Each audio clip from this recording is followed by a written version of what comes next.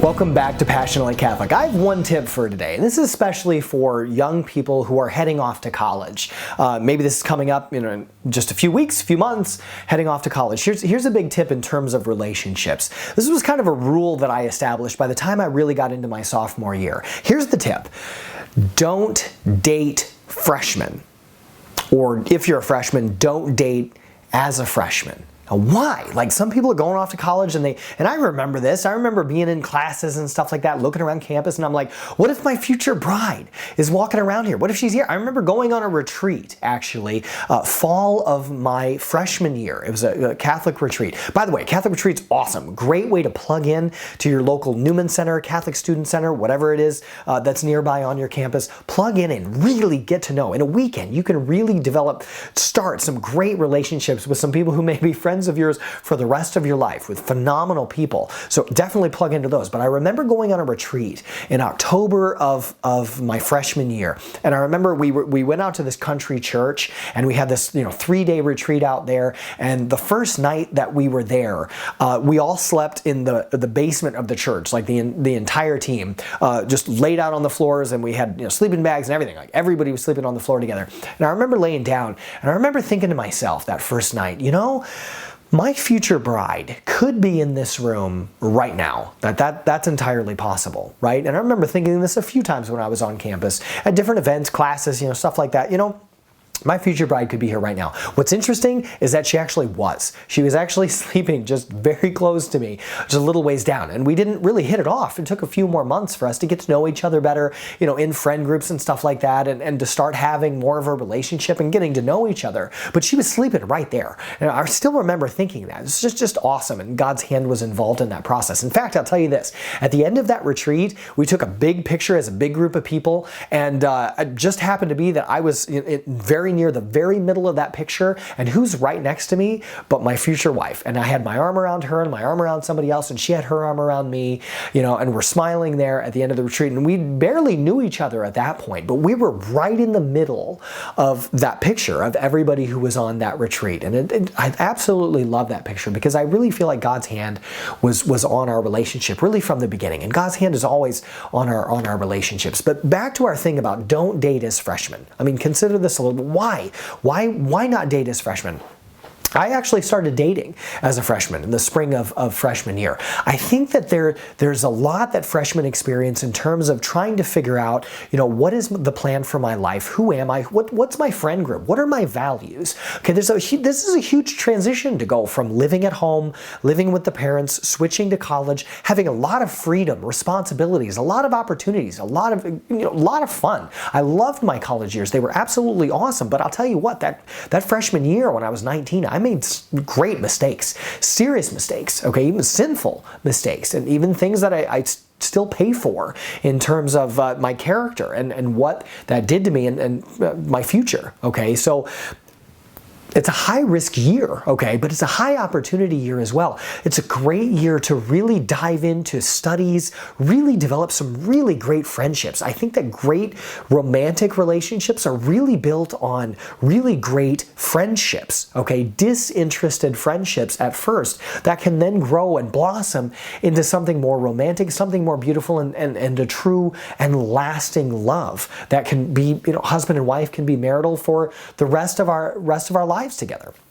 But as freshmen, I'm not sure that all freshmen have the maturity, maybe certainly I didn't, but have quite the maturity and know quite who they are yet. And I think when we start dating as freshmen, we can get stuck into a certain friend group or a certain image of ourselves, or who we are gets tied into who that other person is, and then our identity of who we are as an adult becomes too much tied to another person. Like this happens amongst a lot of people all the time. Certainly we see it in high school, college, even in adulthood. People are still tying their identity and who they are to who they're with, who their significant other is, and that's not who we are. Like our identity, we have our own identity, and certainly our identity can get tied into these other relationships, but this is especially risky as freshmen. And I remember as a sophomore, this is where I developed this rule for myself, and I would tell other guys about this. I'm like, don't date freshmen, because they don't know who they are. Like, love them enough to not not date them. Give them some space. Let them learn about who they are. Let them explore different classes, different majors. Let them get to do things on campus. Let them get to explore different friend groups. Like, be friends with them, but be a disinterested friend. Like, care about these girls enough, guys, not to date them as freshmen. There's also this interesting experience that happens when we first go back home for that full summer after being a freshman in college, when we've experienced that freedom, we've had that flexibility, you know, we've made some mistakes, we've experienced opportunities, we're starting to grow into who we are, and that's by nature going to separate a little bit from who our parents are. You know, who we were as seniors in high school is going to be different than who we are as just having finished our freshman year and coming home. And there's this inevitable tension that may happen if we come home and if we're living with our parents the summer after freshman year, in terms of, well, you know, what kind of respect and obedience is still there? What rules are going to be in place? Like, you know, a curfew? Like, are my parents going to impose a curfew on me? Like, what is that going to look like, right? Because I mean, I've had total freedom. I've been able to stay out, you know, and however late that I want to stay out when I was in college, hang out with my friends or study or whatever's going on. So that's another interesting dynamic that I think is really healthy for somebody to work through, to go through their freshman year experience, to come back to their roots, back to their home, if they're living with their parents again for that summer, hang out with their friends from high school, and be able to process all of that stuff in terms of their identity. Who am I? What are my plans for my life? You know, who are the people that really mean a lot in my life, right? So if you're with somebody, if you have friendships built up, then you can plug in with them. You can go back with them to their hometown and experience that over the summer. You know, I live in Iowa. You know, the weather isn't super nice over the winter and you don't get to experience all that stuff. In the summer, you get the opportunity to get out, experience that, get to plug in with their friend groups as a friend, as a disinterested friend, and see if, you know, is this person, what is their background? What does their family look like? What is the quality of who they are? You can get to know each other more as friends so that you don't have to be, you know, hyper invested in terms of a romantic relationship. That can cause a lot of pain when you separate. Okay, so and if you end up dating and stuff like that as a freshman, then what happens if you break up and you can't get along super well and you're not going to be super great friends? It can cause discord and trouble in terms of the friend group, which nobody likes that either. Because it can be a struggle to be friends after being in a dating relationship and experience. So it's always important to take time and reflect and pray before entering into a relationship and be serious about who we're dating, because we can at any point we can fall in love with somebody and then we don't tend to think super clearly when we fall in love. We experience this infatuation phase and our judgment can be thrown off a little bit, which is why at that point it's really important again to listen to our parents and our friends. Is this a high quality person? Should I be dating them?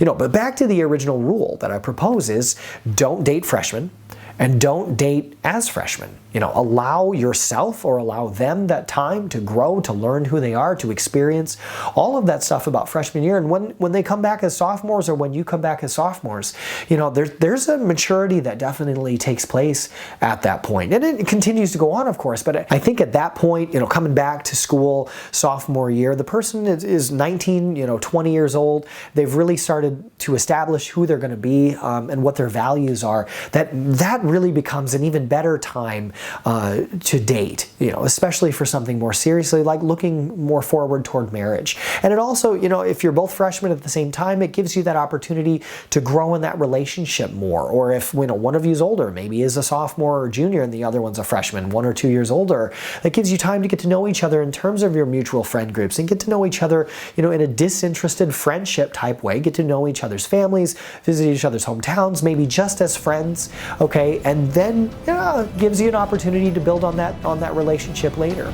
If you appreciated this video, come on back, subscribe, be sure to click that all bell icon so that YouTube has to tell you every time we post a new video. And may God richly and abundantly bless you always.